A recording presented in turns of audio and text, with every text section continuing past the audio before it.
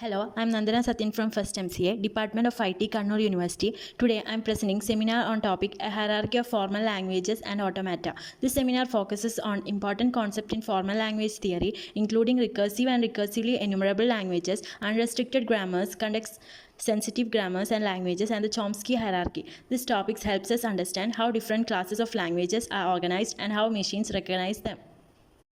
This slide gives an introduction to formal languages. A formal languages is a set of strings formed using a finite set of symbols and mathematical rules. These rules are generated by grammars and automata are used to recognize them. Formal languages are an important part of theory of computation because they help us understand what problems computers can solve and the resources needed to solve them. They are also widely used in compiler design. During lexical analysis, parsing and semantic analysis, compilers depend on formal grammar rules to understand programming languages. Another key idea is language classification. The Chomsky hierarchy groups languages based on their complexity and the type of automata needed to recognize them. So overall, formal languages provide the theoretical foundation for computation and language processing in computer science. In this slide, I am explaining recursive languages. A language is called recursive or decidable if there exists a Turing machine that always halts and correctly decides whether a string belongs to the language or not. The key properties are that recursive languages are closed under union, intersection, complement, and concatenation. Also, if both the language and its complement are recursively enumerable, then the language is recursive. And every recursive language is also recursively enumerable. An example is given. A Turing machine can check whether the string belongs to this language and always halt with a definite answer. So recursive languages are important because they can always be decided in finite time.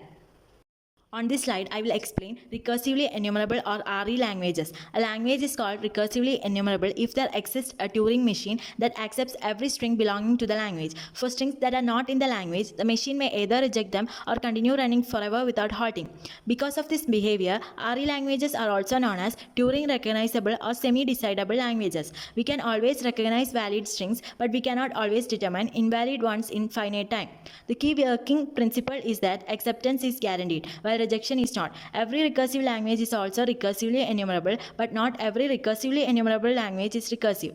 Recursive languages always halt for both acceptance and rejection, making them fully decidable. The diagrams on the right illustrate this difference. A recursive language always halts and gives a definite answer, whereas a recursively enumerable language may enter an infinite loop when the input does not belong to the language. A classic example is the halting problem. The set of machine input pairs where the machine eventually halts is recursively enumerable, but it is not recursive, meaning there is no algorithm that can decide all cases in finite time.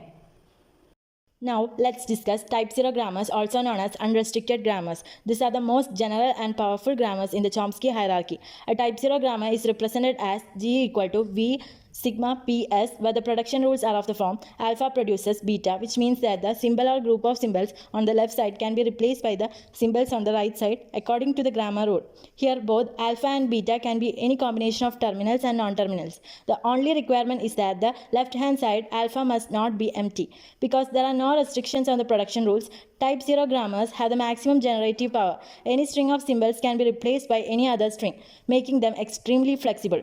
An important property of type 0 grammars is their relationship with recursively enumerable languages. They generate exactly the class of languages that can be recognized by a Turing machine, which means they can describe all computable languages. For example, consider the grammar S produces A, S, B or epsilon. This grammar generates the language L equals to the set of A raised to the power n followed by B raised to the power n, where n is greater than or equal to 0. Although this example can also be represented by a type 2 grammar, it demonstrates how type 0 grammars can generate such languages without restriction. That is, the type 0 grammars are the powerful grammar type and form the foundation for describing languages recognized by Turing machine. This slide discusses the main drawbacks of unrestricted grammars. Although they are the most powerful class of grammars, they have significant limitation. First, the membership problem is undecidable. A grammar may generate a string, but there is no general algorithm that can always determine if a string does not belong to the language. Second, the computation may continue indefinitely without reaching a conclusion, making analysis difficult. Third, type 0 grammars are not efficient for language recognition and parsing because of their high computational complexity. Due to these challenges, more restrictions restricted grammar classes such as context-free and regular grammars are commonly used in practical application like programming languages and compiler design.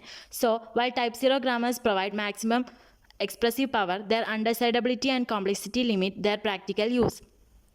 This slide explains context-sensitive grammars, also known as type 1 grammars. A type 1 grammar has production rule of the form alpha A beta produces alpha gamma beta, where the replacement of A depends on its surrounding content alpha and beta. The main constraint is that productions are non-contracting, meaning the length of the string cannot decrease during derivation.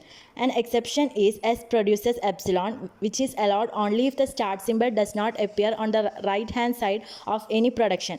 A common example language is L is the language consisting of strings of the form A raised to n followed by B raised to n followed by C raised to n, where n is greater than or equal to 1, which is context sensitive but not context free. These languages are recognized by linear bounded automata (LBA). Now let's look at the linear bounded automaton or LBA, which is a computational model used to recognize type 1 languages. An LBA is a special type of Turing machine with limited memory. Unlike a standard Turing machine, its tape head cannot move beyond the boundaries of the input string. This is why it's called a restricted Turing machine. The computation is performed only within the space occupied by the input, which is marked by left hand and right hand markers. Another important feature is space efficiency. The amount of memory used by a LBA is proportional to the length of the input string, which is called as the linear space complexity, represented as order of n. The diagram on the right shows that all computations take place between the two n markers and the machine cannot access any additional space. LBAs can be either deterministic or non-deterministic, and they are used to recognize context-sensitive languages such as L is a language consisting of strings of form A raised to n followed by B raised to n followed by C raised to n, where n is greater than or equal to 1. Therefore, the linear bounded automaton serves as a computation model for type 1 or context-sensitive grammars.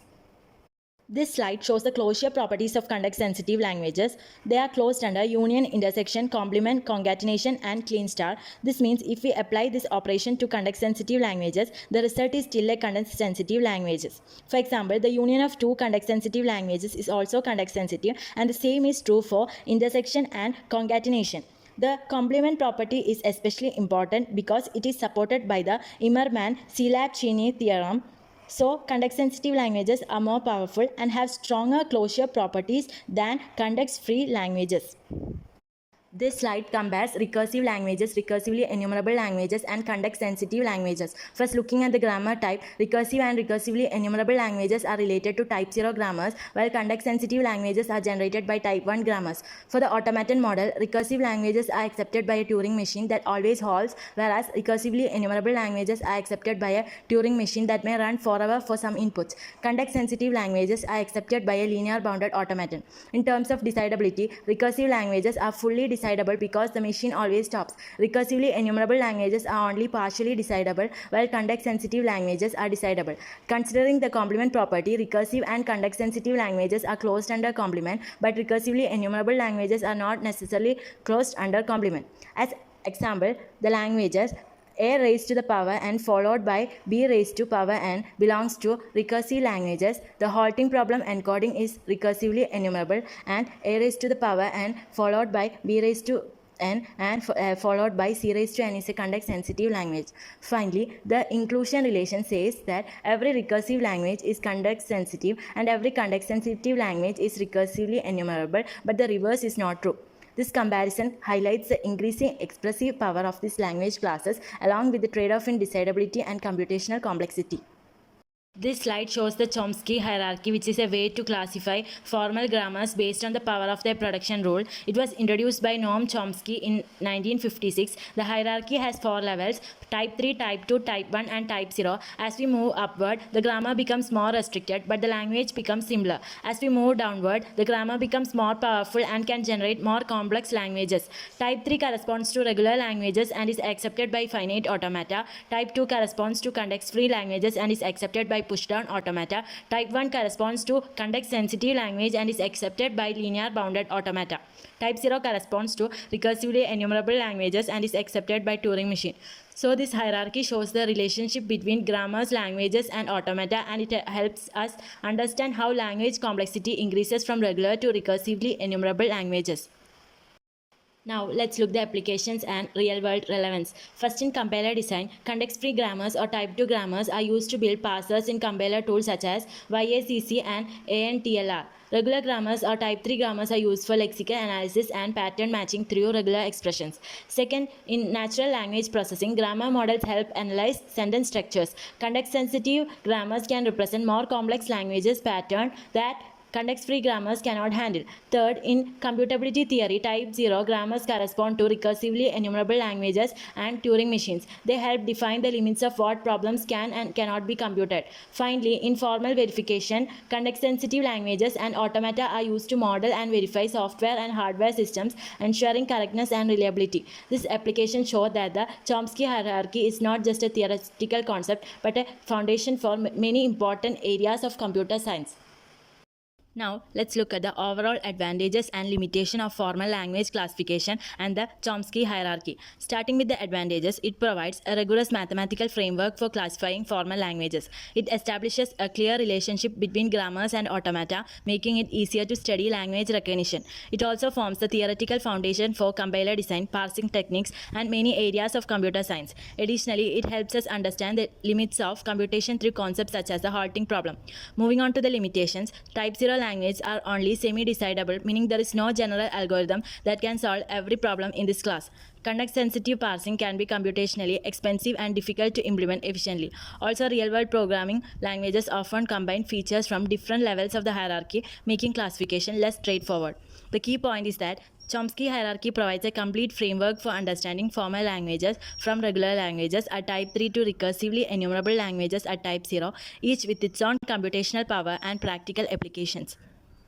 Now let me conclude my seminar on formal languages and automata theory by saying in this presentation we explore the concept of formal languages, different types of grammars, automata models and the Chomsky hierarchy. We learned how each language class is associated with a specific computational model ranging from finite automata for regular languages to Turing machines for recursively enumerable languages. One of the key insights is the power of abstraction. This theoretical model helps us understand both the capabilities and limitation of computational system. They provide a foundation for designing algorithms, programming languages, and software systems. We also say how the hierarchy of grammars offers a systematic approach to language design and plays an important role in compiler construction, natural language processing, and formal verification. Another important contribution of this field is defining the boundaries of computation. It helps us identify which problems can be solved efficiently, which are difficult, and which are impossible to solve algorithmically.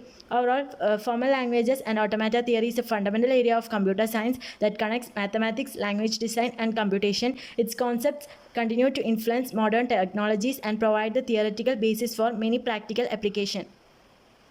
Thank you.